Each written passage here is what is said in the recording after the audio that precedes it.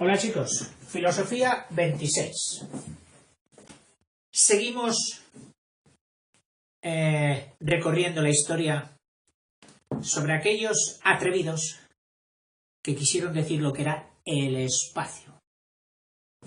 Ahora cambiamos un poquito de tercio y de pensadores pasamos a ver qué dijeron los geómetras, porque al fin y al cabo los señores que estudiaron la geometría se nos antoja que tuvieron mucho que decir y mucho que hacer en el espacio. Pues bien, dice, es interesante que conozcamos las concepciones que los geómetras tuvieron sobre el espacio. Naturalmente, no nos dicen qué es el espacio. Dice, puesto que no pretenden filosofar. Ellos lo cogen y lo utilizan. Pero no nos dicen qué es. Pero sí lo describen. Dicen cómo es. Ejemplo. El primer genio que hubo.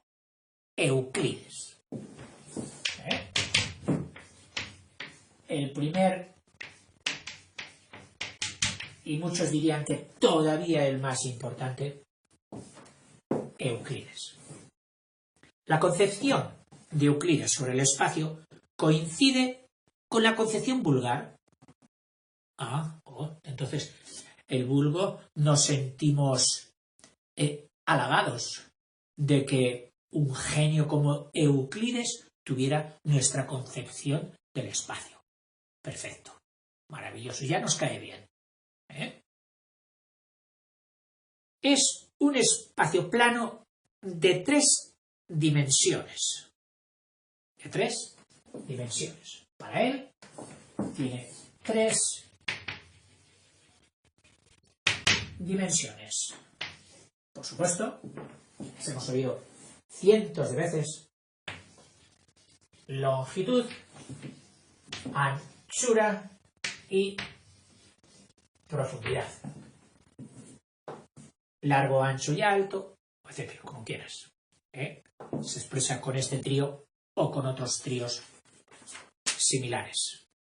Fíjate que aparentemente, por lo que parece, al fin y al cabo coincide con lo vulgar, dice, no es posible que el espacio tenga más o menos dimensiones, sino solamente 3. Tú le vas a dar la forma, el tamaño a alguien de un televisor, de un armario, de un coche, y que le das las 3 medidas. Oye, tanto por tanto por tanto. Dice, ¿pueden concebirse más de 3 perpendiculares? Y perpendiculares son las rectas que forman entre sí ángulos rectos, ángulos de 90 grados, ya lo sabes. Dice, ¿puede concebirse más de 3 perpendiculares entre sí? Esta recta sería perpendicular con esta. Y si, usando la perspectiva, metiéramos otra, de forma que este espacio que se nos determina aquí, ¿lo ves? Sería el cubo, tendríamos ángulos rectos. Si tú te metes en el interior de un cubo y te pones en un rincón, y coges las 3 aristas que te dan a ti y mides sus ángulos, todos son rectos. ¿Se te antoja que pudiera haber otra recta, además de esas 3 aristas, que también tuviese con ellas o determinase con ellas ángulos de 90 grados? No se nos ocurre. A Euclides tampoco. ¿No? Y situar un cuerpo en el espacio supone utilizar solo 3 variables, ni más ni menos. Hoy, todos los sistemas de reproducción avanzados dicen en 3 dimensiones. El cine, en 3 dimensiones. Las fotocopiadoras, en 3 dimensiones. Y ya ahí se paran. Dicen, ya no hay más. Vale. Dice, en este espacio de las 3 dimensiones se cumplen los postulados de Euclides y todos los teoremas geométricos que has estudiado. Ángulos, traslaciones, giros, en fin. Todo se cumple dentro de esas 3 dimensiones euclidianas. Pasamos ya muchos siglos desde el señor Euclides y vamos a ver otros geómetras, científicos, que se aventuraron, y cuando leamos sus resultados vamos a preguntarnos si estaban en sus cabales o era un día que habían tomado alguna sustancia psicotrópica. Pero bueno, a veces ya sabes que las genialidades se parecen mucho a las locuras. Un tal, y permíteme que lo mire para escribirlo bien, Lobachevsky,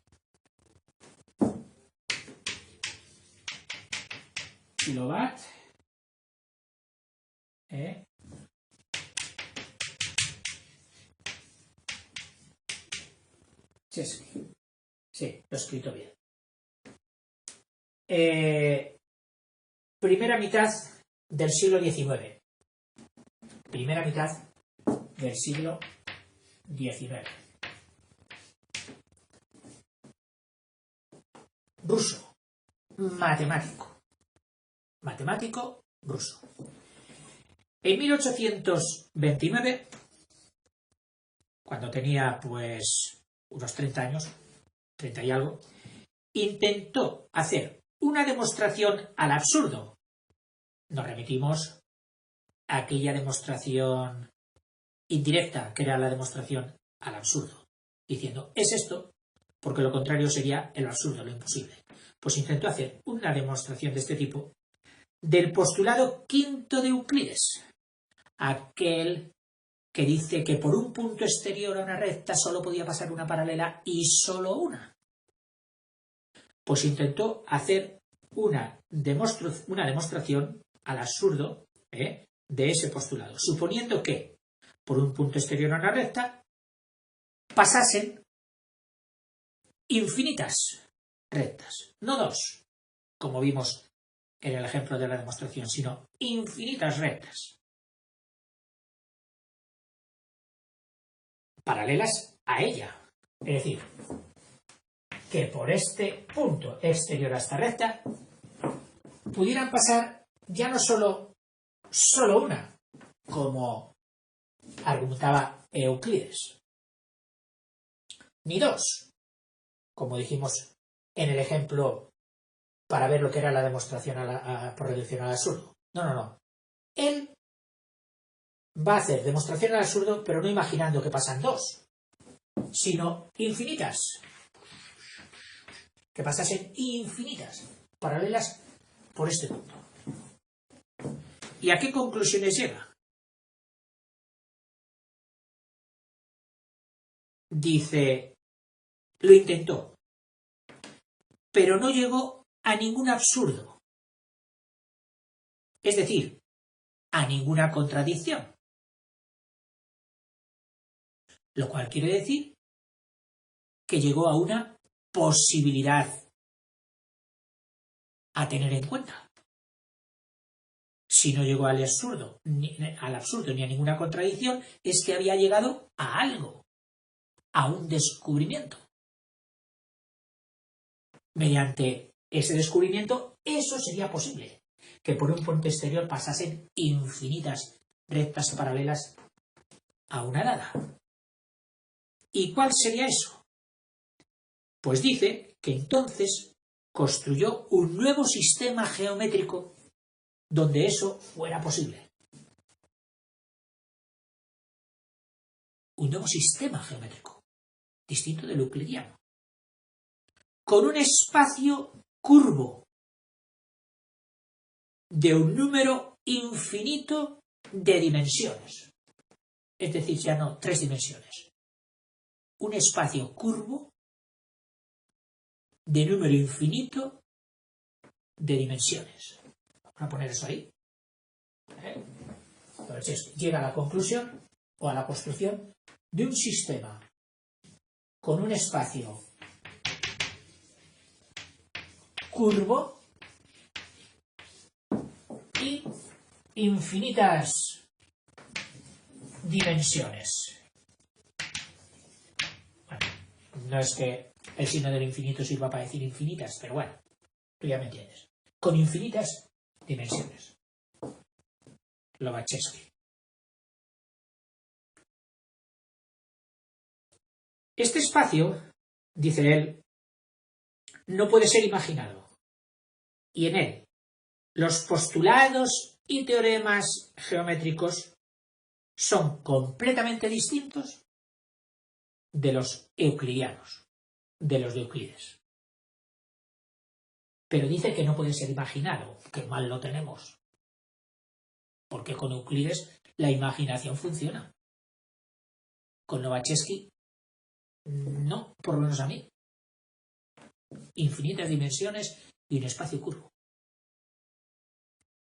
Y dice que según él, por ejemplo, la suma de los ángulos de un triángulo sería mayor que dos rectos. En la geometría de Lobachevsky, del espacio curvo. Bueno,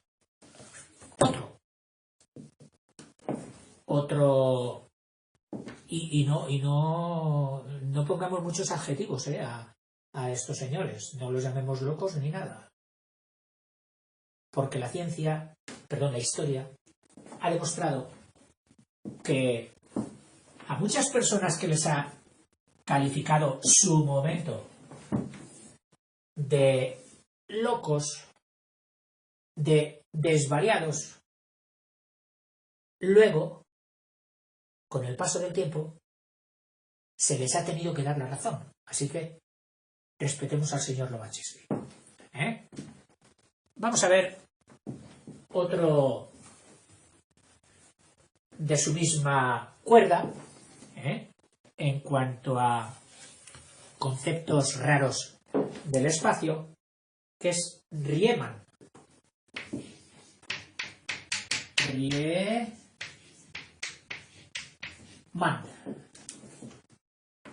Riemann. Un poquito más moderno que Lobachevsky. Desde el cuarto de siglo del XIX hasta, es decir, en el centro del XIX, centrado en el XIX. Los años centrales del XIX, puesto que nace en el 26 y muere en el 86. 60 años justos. Matemático alemán. Riemann. Matemático alemán. Siglo también. 19 en el centro. Centrado en el 19. Intentó en 1854 una aventura semejante a la de Lobachevsky, pero partiendo de la suposición de que por un punto exterior a una recta no puede pasar ninguna paralela a esa recta, es decir, el camino totalmente contrario. Pretendía la demostración al absurdo, pero partiendo de la suposición de que por un punto exterior a una recta no es que pueda pasar una, como decía Euclides, ni infinitas, como decía Lobachevsky, no. Dice que no puede pasar ninguna. El señor Riemann. Pues bien, tampoco llegó a contradicción ninguna. Con lo cual, si no hay contradicción, es que hay tesis. Es que hay resultados. ¿Y cuál sería el resultado según él? El espacio de Riemann es curvo, también igual que el de Lobachevsky, pero de dos dimensiones. No de múltiples dimensiones como el de Lobachevsky, solo de dos dimensiones, no tres como el euclidiano, no. Solo dos dimensiones. Y en él, por ejemplo, la suma de los ángulos de un triángulo es mayor que dos rectos. Dice, tampoco este espacio puede ser imaginado. O sea, él mismo reconocía que nuestra imaginación no entra en él. No encaja, no conecta con este espacio curvo de 2 dimensiones de Riemann. Y ahora ya no sé si cortar el vídeo y empezar otro, porque viene el señor Einstein, Albert Einstein. A mí siempre me ha dado susto. No sé a vosotros. Sí, con su cara sacando la lengua y de guasón, parece que la lengua me la esté sacando a mí. Porque me cuesta un montón. Oiga, y si le cuesta, ¿cómo nos lo va a explicar? Oye, lo intentamos juntos. A ver qué entendemos. A lo mejor, a base de intentarlo una y otra vez, hay un buen día en que, como en esos videojuegos donde el pobre protagonista y acuciado por los monstruos está encerrado en una sala enladrillada y tú con tu mando empiezas a darle zapatazos a cada uno de los ladrillos, pom, pom, pom, pom, pom, porque sabes y supones que hay un ladrillo que si lo tocas, ¡paf!, se abrirá una salida. ¡Wow!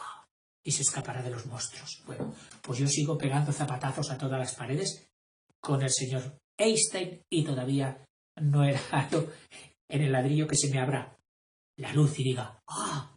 Ya he entendido a Einstein. No lo sé, pero sigo dando zapatazos. Este lo voy a dar contigo, si me acompañas. Einstein.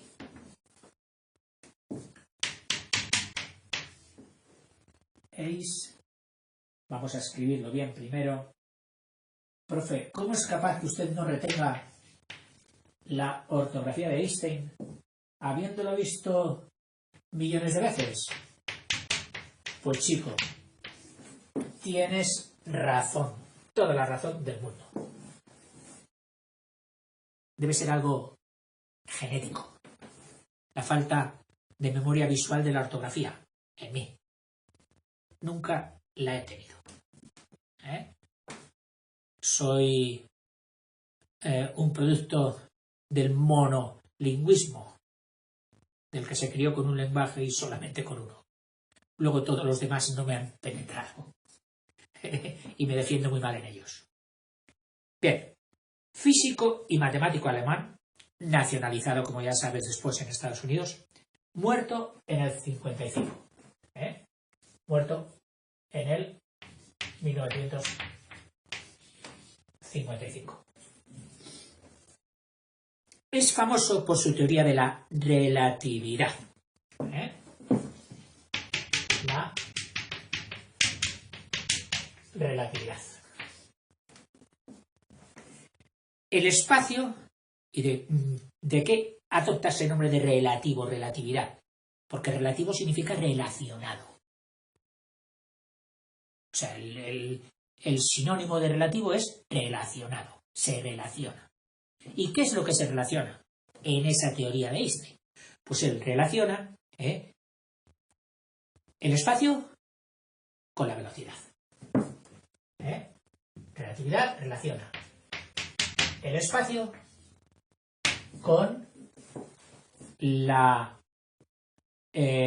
la velocidad. Esta relación es la que da el nombre a la relatividad. Espacio, velocidad, espacio y velocidad. Hay una interrelación. Las dimensiones de un cuerpo, el tamaño, las dimensiones de un cuerpo, dice, disminuyen al aumentar la velocidad. Claro, tú y yo automáticamente pensamos, oiga, ¿qué significa? ¿Que cuando voy más deprisa soy más pequeño? Cógelo por donde puedas. Él dice que las dimensiones de un cuerpo disminuyen al aumentar la velocidad. Muy bien. Incluso nos pone aquí una fórmula para que juguemos con ella. No es muy difícil, así que la pondremos. Dice, la fórmula que rige ese acortamiento, esa reducción de tamaño, sería x, sería el tamaño, la longitud, es igual. O sea, x sería la reducción de tamaño, estaría dada por L, que sería la longitud apreciable, visible del objeto, multiplicado por raíz de, viva la filosofía y la matemática, 1 menos un cociente de la velocidad al cuadrado que lleves, siendo tú el objeto, partido por la velocidad de la luz, 300.000 kilómetros por segundo, al cuadrado. Al cuadrado. ¡Plim! Se acabó la fórmula, normal.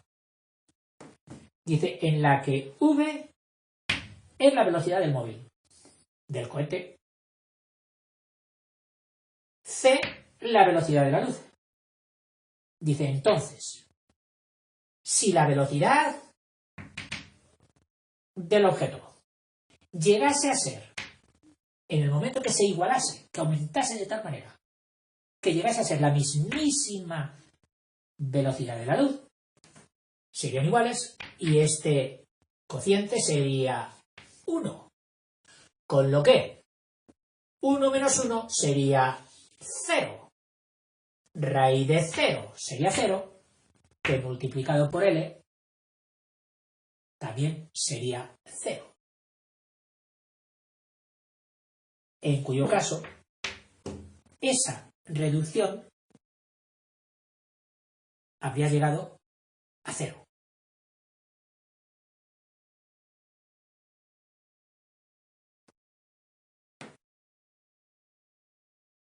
Dice, entonces, si la velocidad del móvil llega a ser como la de la luz, la longitud del móvil sería igual a 0. Esta sería la longitud resultante. O sea que x sería la longitud resultante, L es la longitud observada en el mundo material que nos movemos, multiplicado por este factor, de forma que si esta velocidad fuera igual que la de la luz, esto sería 1, 1 menos 1, 0, 0 por L sería 0, y la reducción, la longitud de ese objeto que antes era L, ahora sería 0. Vamos que si algún día nos vemos metidos en la velocidad de la luz, nuestro tamaño sería 0. ¿Significa que habríamos desaparecido?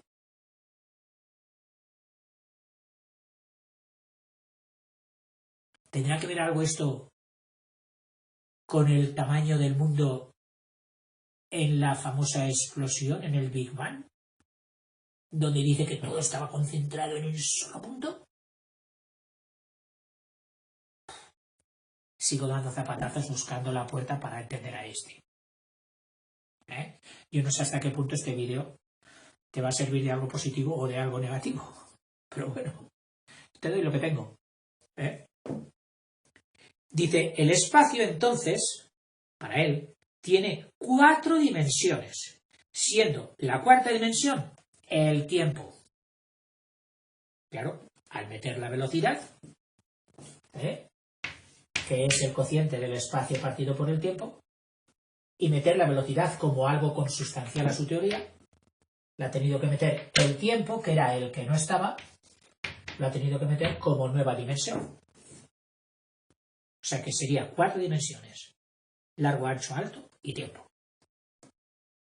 Para que así pueda, en las relaciones, dar las velocidades, la velocidad, el largo, el ancho y el alto, sin el factor tiempo, sería imposible concebirlo y producir velocidades. Einstein habla, además, de dos espacios. El espacio trayectoria, el espacio trayectoria,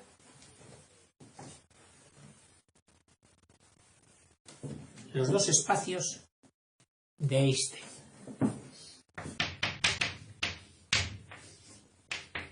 El espacio trayectoria.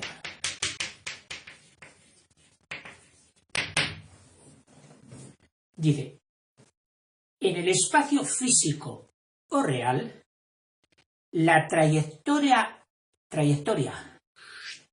en línea recta, dice, no es posible. O sea, aquello de la recta euclidiana que va hasta el infinito, recta, dice, en el estadio físico y real, es decir, en la ciencia, no ya en la imaginación, no, en lo real.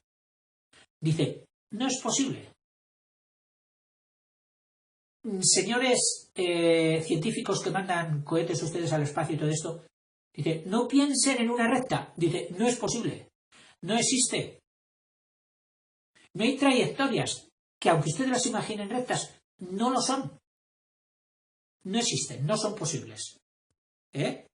Porque la atracción de las masas o porciones de los cuerpos, la atracción de las masas, que eso es el campo gravitatorio, la gravedad, fuerza a curvarse la trayectoria de los cuerpos. Es decir, el campo magnético de la materia a las trayectorias las curva. O sea, el satélite, digamos, o el cohete que venía en línea recta, al entrar bajo la influencia de la gravitación, de las masas, de la gravedad, experimenta una curvatura. Y se supone que esa curvatura sería mayor, cuanto mayor sería la intensidad del campo gravitatorio, y que una vez separado, lejano, pierde la influencia del campo gravitatorio, continuaría otra vez la trayectoria más o menos recta, pero claro, es imposible no estar bajo el dominio, bajo la intensidad grande o pequeña de campos gravitatorios. Entonces, rectas imposibles. No existen.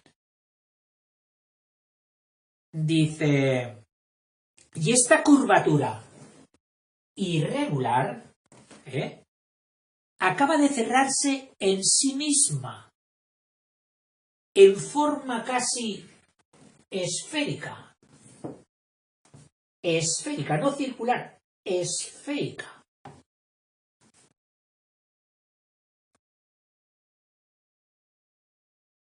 Einstein ha dado las leyes complicadísimas, ya lo puede decir usted, que rigen este movimiento de los cuerpos en su teoría de la relatividad generalizada o general. En otro espacio, que no sería el espacio trayectoria, lo llama el espacio-universo. Espacio-universo. O sea, espacio-trayectoria y el espacio-universo. Einstein llega a la conclusión de que el universo es finito. Eso ya nos entra mejor. Infinito. Es finito. Oiga, si es finito tiene límites. A ver. Dice que el universo es finito. Y de que se cierra armoniosamente sobre sí mismo. Es decir, para no tener que decir dónde están los límites, cerrémoslo sobre él mismo. Sería algo así como decir, ¿dónde acaba una circunferencia? Aquí no, aquí tampoco, aquí tampoco, aquí tampoco. ¿Acaba, o lo que sería lo mismo, empieza en algún sitio? No. Bueno, pues eso, extrapolado a la profundidad de conocimientos de Einstein, sería su concepción del universo. Una realidad finita que se cierra sobre sí misma y armónicamente. Es decir, con leyes y fenómenos y movimientos armónicos, no hecatómbicos, armónicos. El vacío, dice, no existe, porque el universo es un cuerpo casi homogéneo. Oiga, si no está vacío, dice que el universo es un cuerpo, ¿de qué está hecho? Pues está hecho de una mezcla que él la llama energía-materia. Un todo que es la energía-materia, es decir, la energía es materia, la materia es energía, y se pasa de la energía a la materia o de la materia a la energía, metidas ahí como en una hormigonera, donde una va pasando a la otra y la otra va pasando a la una.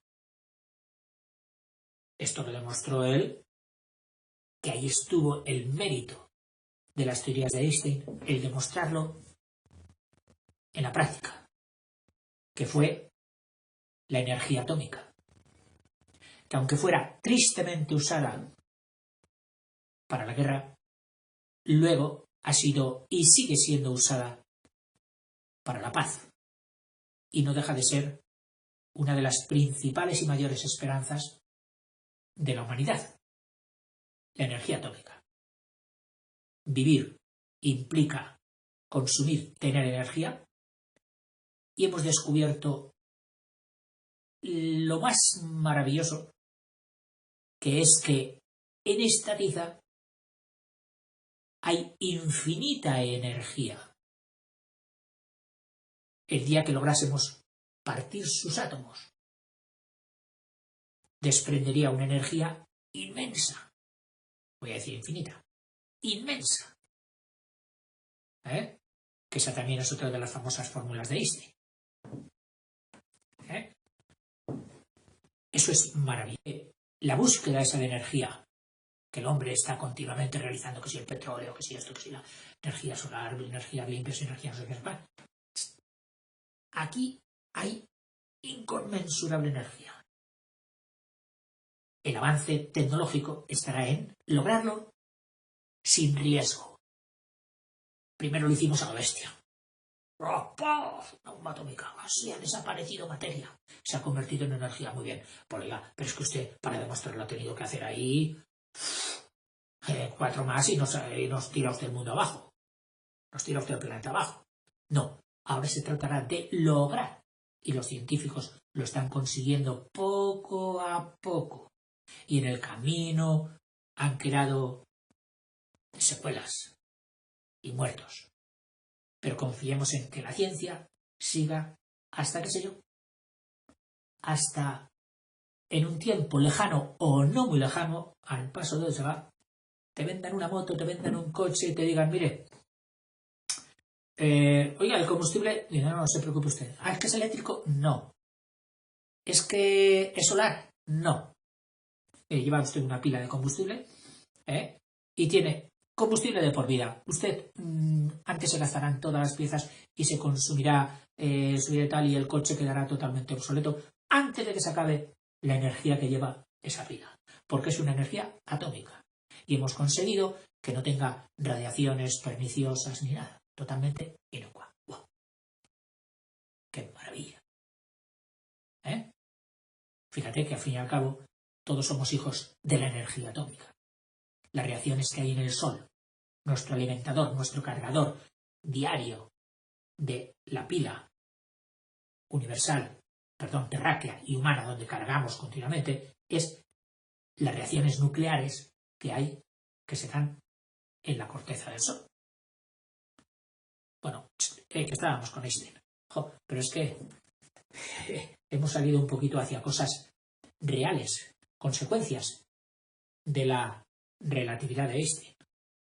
Aunque no lo entendamos, sus consecuencias sí que las vemos, son visibles.